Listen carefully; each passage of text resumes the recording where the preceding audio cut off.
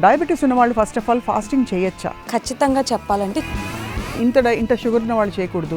ఒకసారి 50కి పడిపోతూ ఒకసారి 400కి వెళ్తూ తినేటప్పుడు వాళ్ళు కొంచెం జాగ్రత్తగా తినాలి. ఎందుకంటే ఆకలి మీద అమాంతం తినేయడం కూడా ఆ చపాతీ కానీ పరాటాస్ కానీ అండ్ దెన్ షీర్ కుర్మా అని బిర్యానీ అని ఇవన్నీ ఏంటంటే మంచి కార్బోహైడ్రేట్ రిచ్ డైట్. బట్ నిజానికి మీట్ వేస్తారు కాబట్టి చాలా ప్రోటీన్ కూడా ఉంటుంది కదా. ప్రోటీన్తో పాటు ఘీ ఫ్యాట్ ఇవన్నీ కూడా వేస్తారు కాబట్టి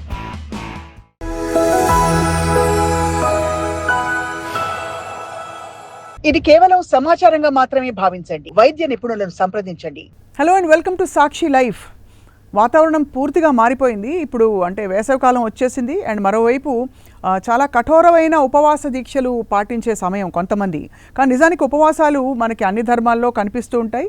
ఈ రంజాన్ ఉపవాసాల్లో మాత్రం ద్రవ పదార్థాలు కూడా తీసుకోకూడదు కాబట్టి బహుశా it's one of the strictest. So ఇవాళ మనం ఉపవాస దీక్షలలో డయాబెటీస్ ఎలా మేనేజ్ చేసుకోవాలి అనే అంశంపై మాట్లాడబోతున్నాం. We have with us family physician and consultant diabetologist from Arete hospitals doctor ఆనందసాగరి.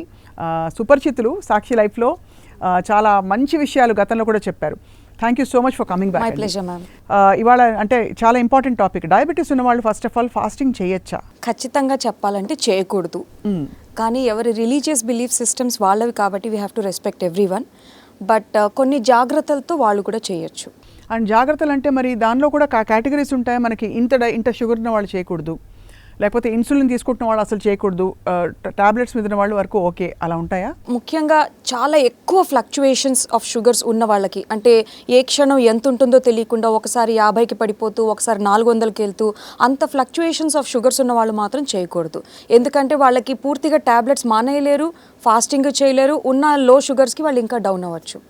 So వాళ్ళు తప్ప ఆల్మోస్ట్ మోడరేట్గా ఒక షుగర్ని కంట్రోల్ పెట్టుకుంటున్న వాళ్ళు చేసుకోవచ్చు. నిజానికి ఇంటర్మీడియట్ ఫాస్టింగ్ చేసి HbA1c కొంచెం తగ్గింది, నాది బాగా మంచిగా కంట్రోల్లోకి వచ్చిందని కూడా చెప్తుంటారు. సో దానికి ఏమిటండి సంబంధం మరి? అంటే ఇంటర్మీడియట్ ఫాస్టింగ్లోని మనం పూర్తిగా అన్నం రసాలు అనేది తినడం అనేది మానేయట్లేదు. There is a strict window in which మనం అసలు తినం. దానికి మోస్ట్ కంఫర్టబుల్ విండో ఏంటంటే సాయంత్రం తొందరగానే డిన్నర్ చేసేసి ఆ dinner time to next day morning మనం బ్రేక్ఫాస్ట్ చేసే టైంని మనం ఇంటర్మీడియట్ విండోగా పెట్టుకుంటాం, where we do not eat at all. So అది ఈవినింగ్ 7 నుంచి నెక్స్ట్ డే మార్నింగ్ 11 వరకు అన్నట్టుగా పెడతారు యూజువల్లీ ఆ విండో. సో ఆ విండోకి మనం ఫైన్ ట్యూన్ అవుతాం అండ్ ఎలాగో అందులోని 8 to 9 hours మన నిద్రలోనే పోతుంది. So you are not physically getting strained in that window. సో అది కొంచెం సేఫ్. బట్ వేరాజ్ ఉపవాసాలు చేసేవాళ్ళు, కటిక ఉపవాసం అంటే యూజువలీ మనం చేసే ఉపవాసం is morning time where we are very physically active, మాట్లాడతాము నలుగురితోని, మన ఇంటి పనులు చేసుకుంటాము, ఆర్ చాలామంది ఇప్పుడు ఉద్యోగాలకు కూడా వెళ్తున్నారు. సో అలాంటి ఫిజికల్ స్ట్రెయిన్ ఉన్నప్పుడు ఫాస్టింగ్ చేస్తూ డయాబెటీస్ వాళ్ళు ఇంకా జాగ్రత్తగా ఉండాల్సి వస్తుంది. అవును, చాలా మంచి పాయింట్ చెప్పారు. అందులో సర్కేడియం రిథమ్ని ఆల్మోస్ట్ రివర్స్ చేసే ప్రక్రియ ఇది. సాయంత్రం 6 తర్వాత 6:30 తర్వాత తినడం మొదలుపెట్టి నెక్స్ట్ మార్నింగ్ వరకు we are allowed to eat. And then so మరి డయాబెటీస్ ఉన్న వాళ్ళు పాటించవలసిన మధ్యాహ్నం మెడికేషన్ ఆపేయాల్సి వస్తుంది because they can't take water or they can't consume anything. So how do they manage అండి? What is the best thing? అంటే స్పెసిఫిక్గా ఇప్పుడు రంజాన్లోని చాలామంది ఫాస్టింగ్ చేస్తారు, అది వాళ్ళ religious belief system. So instead of నా పేషెంట్స్కి మీరు చేయకండి అని చెప్పడం కంటే I invite them before starting Ramzan ఒకసారి రండి, we will revisit and revise the medications అని చెప్తాను. ముఖ్యంగా తీసుకోవాల్సిన జాగ్రత్తలు ఏంటంటే రంజాన్లోని వాళ్ళు పొద్దున్న తింటారు, మళ్ళీ సాయంత్రం తింటారు. అంటే they eat early in the morning and early in the evening, that is their eating time, అంతే, ఆ 2 times. సో యూజువల్గా డయాబెటిక్ పీపుల్కి మెడికేషన్స్ అనేవి మార్నింగ్ అండ్ నైట్ మాత్రమే ఉంటాయి. చాలా తక్కువ మందిలో మధ్యాహ్నం పూట కూడా ఉంటాయి.